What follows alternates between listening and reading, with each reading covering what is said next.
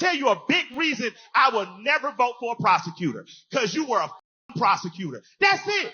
If you were a prosecutor, you were just on the wrong side. So as for me and my household, we vote for defenders, we vote for public service, but we don't vote for prosecutors because I know you've been a part of the system that's already me over. Why would I vote for you? I can't believe it myself, man. You got Kamala Harris sitting down for an interview by herself, no help. You ain't got Tim Walz with her, none of that. I guarantee you she had them questions in advance, though. I don't care what nobody say. But anyhow, this interview covered various issues with a significant portion dedicated to Kamala Harris's strategy for the upcoming election, in which you find out that she has no strategy. Even MSNBC realizes this as you watch what we're finna take care of. When you watch what we finna cover. My bad, y'all. I don't know what just happened there. I just had a Democrat moment. Anyhow, her critique of Donald Trump's policies, particularly focusing on economic issues and stance on women's rights. She tried to dismiss Trump as not serious on the economy and all this other stuff, blah, blah, blah, blah, blah. But I want y'all to watch this clip entirely. MSNBC host Stephanie Ruhle is a good 30 IQ points higher than presidential candidate Kamala Harris. This should scare the out of you. Prices are still high. Yeah, I agree with you.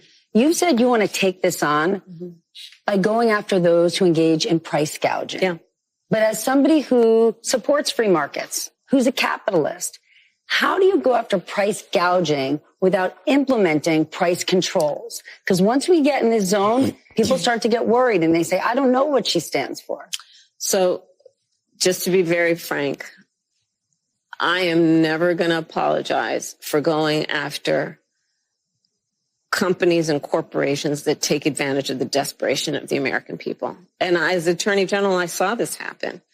In the midst of an emergency, whether it be an extreme weather event or even the pandemic, we saw it, where those few companies, not the majority, not most, but those few companies that would take advantage of the desperation of people and jack up prices. Yeah, I'm going to go after them. Yes, I'm going to go after them. And that is part of a much more comprehensive plan on what we can do to bring down the cost of living, including housing, including the everyday needs of the American people. I'm going straight to the comments. She is terrified. You can see it on her face. How can she sit in a room with leaders like Putin without showing how scared she is? What is she looking at off to the side? Another teleprompter if you ask your boy. She's so effing, oopid. It bothers me to my core. Anyone can be president if she gets elected. Brain dead Biden should be tipped off. Should have tipped us off, I'm sorry. But this is nuts. Yeah, and Stephanie isn't even speaking about the instances of pandemics or extreme situations. She's just asking about day-to-day life, and Kamala has no answer for it, as you can see, man. And we're tired of these word salads, yo. I'm trying to tell you, if y'all want to go on a diet, just listen to Kamala Harris. I promise you, we're going to have all the fiber you need to flush out your system. Woo! And she will piss you off. Oh, I like the way I did that. You need to go ahead, you know what I'm saying? Anyhow, Rule says, I'm not going to repeat this. Charlie Kirk just posted this clip where it's talking about Poland and voters still think Donald Trump is better to handle the economy. Let's go ahead and check out Kamala's response to this. Polling shows that most likely voters still think Donald Trump is better to handle the economy. Why do you think that is? Well, here's what I know in terms of the facts.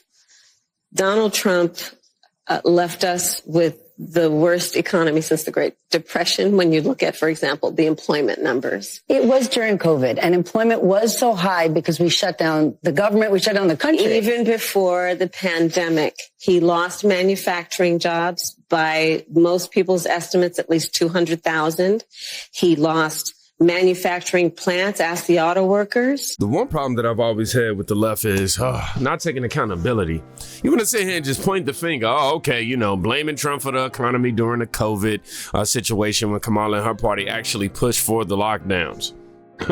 Somebody wrote, Rule even had to remind her why unemployment spiked, but Kamala still clings to propaganda BS that Trump wrecked the economy. The real damage came from the left's fear-mongering syndrome, period, man. And of course, and the part that really grinds my gears is the fact that, I'm just calling how I see it. The people with the low vibrational waves going on who stick to sound bites and don't actually care about policy and substance, they're going to hear her speak and just go, okay, cool. But us over here, we're going, hey, you're not saying anything. And in addition to that, all you're doing is giving people who's low vibrational sound bites to go off of. All they want to hear is, yeah, Trump this, Trump bad, Trump fault. Oh, okay, cool. Yeah, it's Trump fault. They gonna walk away. You still got people saying Project 2025 every day. Man, and I'll be trolling people like, yo, he denounced it multiple times. Anyhow, MSNBC asks, you criticized President Trump on tariffs, but you and Biden kept many of the tariffs in place and even expanded them. Yeah. Do you think Kamala has any idea of what a tariff is?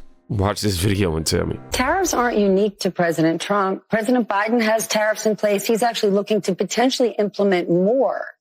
Where do you come out on? Is there a good tariff, a bad tariff? Well, part of it is you don't just throw around the idea of just tariffs across the board. And that's part of the problem with Donald Trump.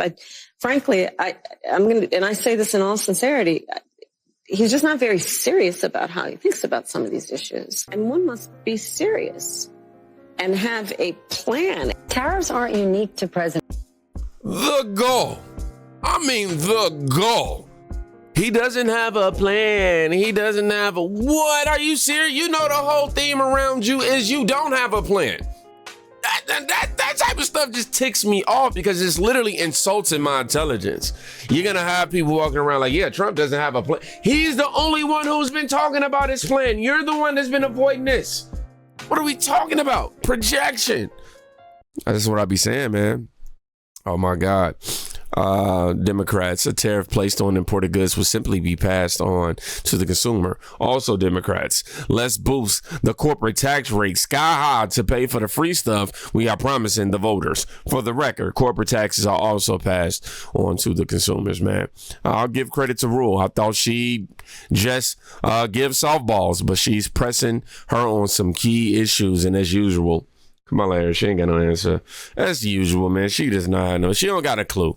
I'll just say that. Now, she's not going to tell us what she's going to do to fix the economy. Her the administration with Biden is ruined. It's over with. She is far more radical than Biden, frankly.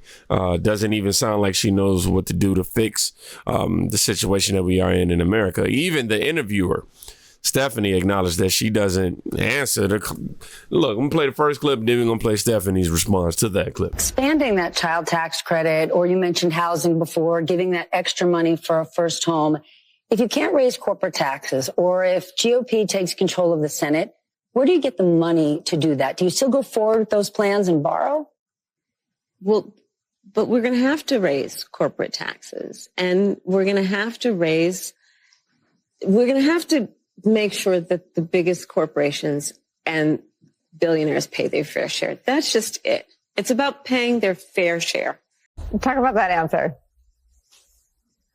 I do, but here's what's a little tricky. She doesn't answer the question around if the GOP is controlling the Senate, if she can't raise corporate taxes, where is she going to get the money from? To expand the child tax credit and do all the things she wants to do. And she says, we just have to do it.